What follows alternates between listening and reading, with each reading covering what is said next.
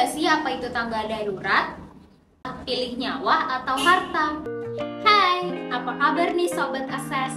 Welcome back to Assessment Indonesia.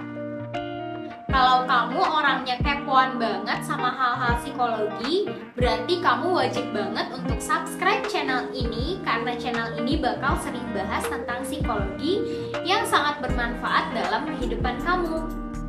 Bersama aku, Catalina, yang bakal share soal hal-hal psikologi menarik. Penasaran? Yuk simak dan happy watching! Topik kali ini adalah topik yang bakalan relate banget nih sama keseharian kita. Nah, pasti udah nggak asing lagi bukan dengan istilah tangga darurat? Tahu nggak sih apa itu tangga darurat? Tangga darurat adalah tangga yang digunakan pada waktu keadaan darurat. Misalnya, pada saat terjadi bencana. Sama halnya dengan kata darurat, topik bahasan kita kali ini adalah soal keadaan darurat. Di antara kalian, pernahkah membayangkan situasi di mana kalian harus berhadapan dengan perampok? Atau adakah dari kalian yang pernah mengalaminya? Pasti serem dan deg-degan banget, bukan? Tapi hati-hati ya, karena kadang ketakutan kita bisa berujung pada tindakan impulsif yang ujungnya merugikan diri kita sendiri loh. Hari ini kita bakal bahas mengenai cara supaya kamu gak panik saat berhadapan dengan perampok. Mungkin gak 100% bisa bebasin kamu dari perampok, but at least kamu bisa selamat.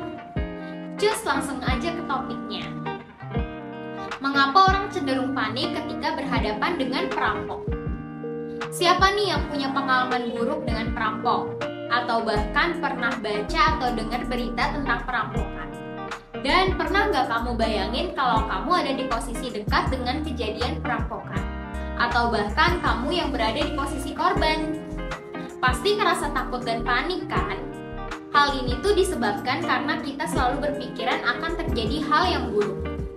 Seperti takut diculik, takut dilukai, takut diapa-apain deh. Nah, hal ini memang sebaiknya harus diwaspadai loh. Tapi untuk menghadapinya sebenarnya kita nggak boleh panik. Karena dengan panik malah bisa membuat seseorang menjadi salah dalam melakukan tindakan. Contohnya saja dengan seorang sedang mengendarai motor dihadapkan dengan perampok yang menodongkan senjata tajam.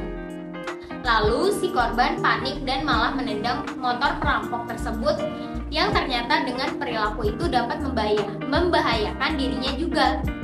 Bisa saja ia juga jadi jatuh dari motor. Atau contoh lain, kita sedang dihadapkan dengan perampok di jalan. Atau kita langsung lari tanpa melihat situasi. Dan tanpa disadari bahwa kita menyeberang jalanan gak lihat kiri dan kanan. Nah, hal ini bisa malah membuat kita celaka seperti tertabrak kendaraan lainnya loh. Biasanya orang kalau panik itu jadi susah untuk berpikir secara matang. Terkadang kita tidak memikirkan dampak negatif apa yang kita rasakan. Makanya penting untuk kita harus menenangkan pikiran terlebih dahulu agar kita bisa berpikir secara matang dan logis. Tips mengatasi panik berhadapan dengan perampok. Nah, pastinya kalian gak mau kan salah melangkah? Nih, aku kasih tahu bagaimana cara menghadapi rasa panik saat berhadapan dengan perampok. Yang pertama, konsentrasi bernafas. Nah, biasanya kalau kita panik, pasti kita terengah-engah atau sesak nafas dan tidak bisa bernafas secara normal. Denyut jantung kita juga pasti akan berdetak lebih cepat. Dengan konsentrasi bernafas, kita bisa membuat diri kita lebih tenang dahulu dengan cara bernapas dengan otot perut. Bernapas dengan otot perut mampu membuat kita tenang dan membantu paru-paru mendapatkan lebih banyak lagi oksigen. Hal ini dapat dilakukan dengan cara tarik nafas dalam-dalam sebanyak 5 kali. Hitung sampai 5 setiap kali menarik dan menghembuskan nafas. Tarik nafas melalui hidung dan hembuskan melalui mulut. Ceritakan kepada anak saat menarik nafas. Ia sedang mengisi perutnya dengan udara seperti meniup balon.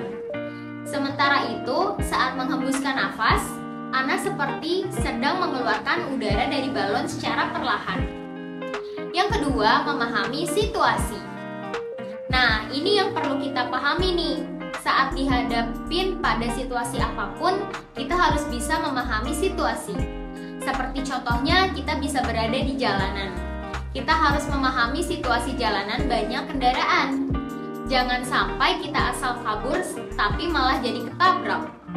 Kita bisa lihat kemana jalan yang bisa kita lalui, seperti lari ke kerumunan orang atau mencari satpam atau kantor polisi terdekat. Dengan memahami situasi dapat membantu kita lepas dari perampok itu. Atau kita bisa lihat apakah tempat kejadian itu memiliki kamera pengawas atau CCTV. Dengan memahami situasi, kita dapat berpikir seberapa jauh ancaman yang kemungkinan bisa saja terjadi.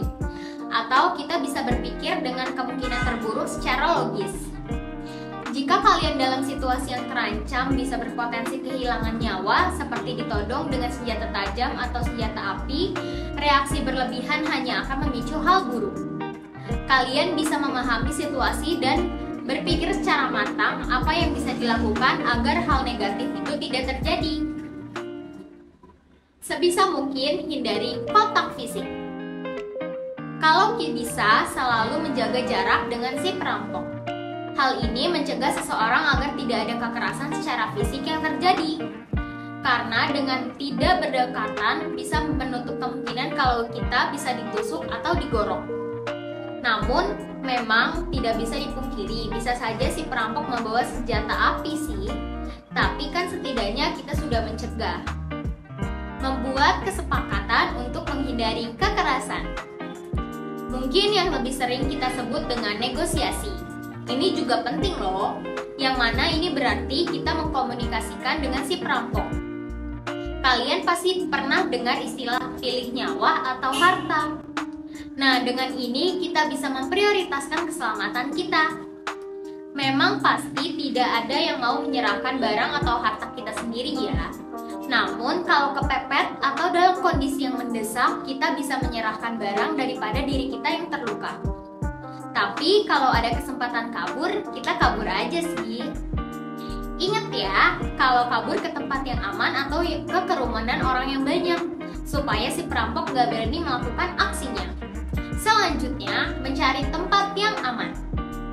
Hal ini tidak hanya berguna jika kalian panik karena perampokan saja loh. Jika kalian merasa panik yang disebabkan oleh apapun itu, kalian bisa mencari tempat yang aman. Kalian bisa mengkondisikan dengan apa penyebabnya. Jika kalian panik karena perampokan, kalian dapat mencari tempat yang aman seperti ke arah kerumunan orang, ke dekat kantor polisi atau keamanan. Dan jika kalian panik dikarenakan hal lainnya seperti memang memiliki panic attack atau memiliki ketakutan mau perform di depan umum atau yang lain, kalian bisa mencari tempat yang lebih sepi agar kalian memiliki waktu agar bisa lebih tenang. Lalu kalian bisa menenangkan diri dengan mengatur nafas, berpikir apa yang akan dilakukan ke depannya dengan logis. Nah, ternyata kepanikan itu bisa membuat kita di dalam bahaya juga ya. Jika perlu diketahui, panik itu tidak bisa membantu kita dalam menghadapi suatu keadaan yang mendesak ya. Dan justru kalau kita panik, kita bisa lebih memperburuk keadaan itu. Tapi pastinya aku berharap kita semua dapat dijauhkan dengan hal-hal seperti ini ya. Tapi kalaupun terdesak atau menurut aku sih lebih baik kita kehilangan harta benda daripada nyawa kita. Ya walaupun rada nyesek juga sih kehilangan harta benda. Jadi kita semua memang harus berhati-hati dan waspada.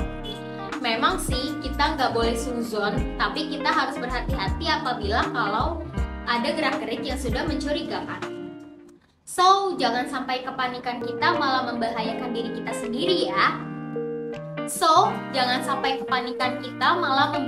diri kita sendiri ya. That's all for today guys.